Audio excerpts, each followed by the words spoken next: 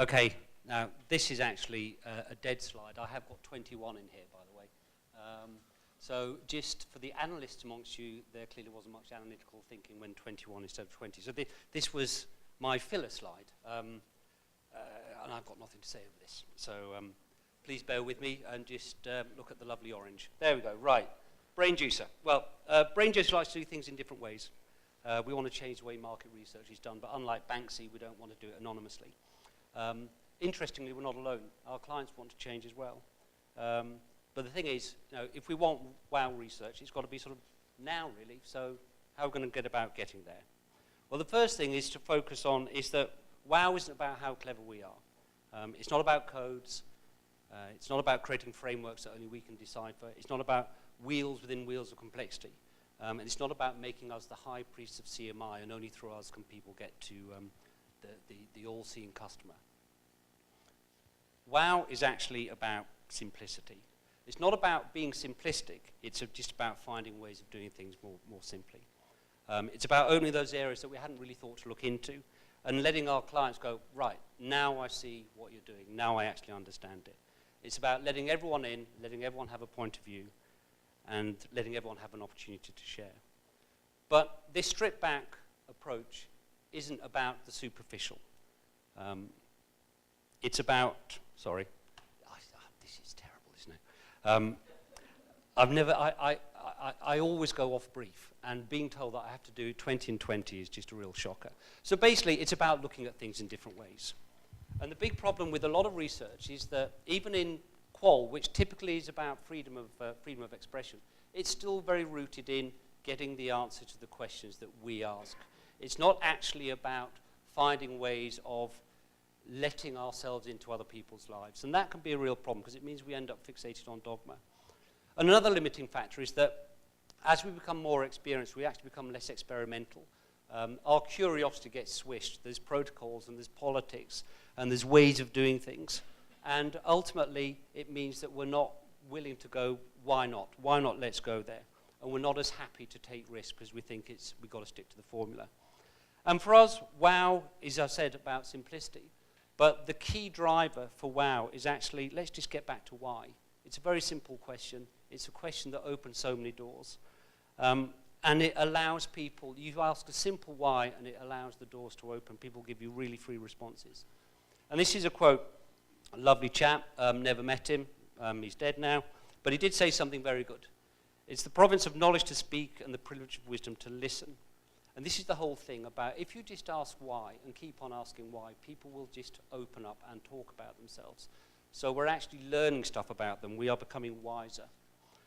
And this active listening actually allows us to take these building blocks of knowledge and actually move something towards building connections, understanding how we can share the hopes and the fears and aspirations of the people that we want to know about rather than them just giving us some answer to the questions that we ask.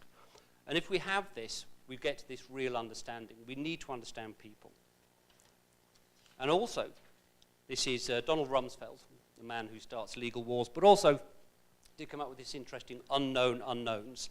This is where you go into the territories that you really wouldn't have thought of naturally going into. This is where you let go. This is where you actually let people take you on a journey with them.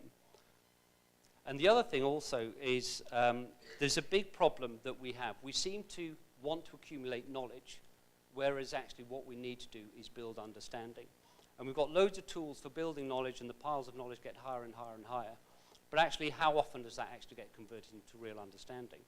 So at Brain Juicer, we seek ways of going beyond knowledge and getting into the understanding. And we've got weird things like research robots, our digivisuals. I don't know if you've heard about them. Basically, they mine social media for insights, but they don't ask any questions. So we won't hear any lies because people don't know they're being asked questions. And one of the things that we use digivisuals for is segmentation. Typically, segmentation is very two-dimensional. It's like a photograph. It doesn't matter which way you look at the photograph, it's still representing the same thing. Left, right, it's the same thing. Digivisuals, it's like a statue. You can walk around it, you can pause, you consider, you can see the hidden recesses.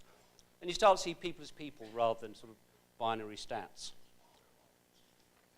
And also, not a lot of people know it, but we do actually do an awful lot of work in online communities. And And the lovely thing about online communities is they're a far more natural environment for discourse and exploration than, say, traditional focus groups, which are both time-famine and agenda-driven. And although it is online, it is very important that people remember we do actually, most of it is actually all about talking to people.